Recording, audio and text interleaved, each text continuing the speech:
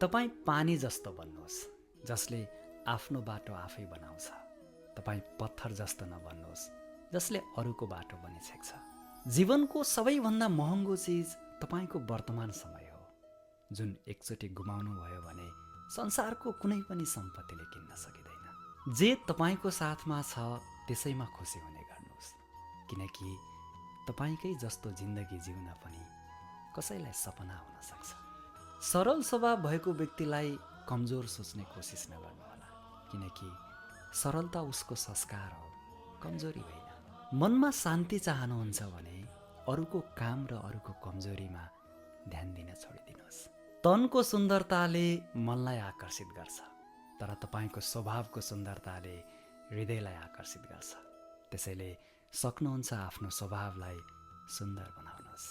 कसैले तपाईँलाई दुखी बनायो भने नराम्रो नमान्नुहोस्, किनकि मान्छे अक्सर त्यही रुखमा ढुङ्गा हान्छ जुन रुखमा सबभन्दा मिठो फल हुन्छ।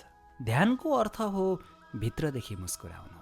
सेवाको अर्थ हो त्यो मुस्कानलाई अरूको अनुहारसम्म पनि पुर्याउनु।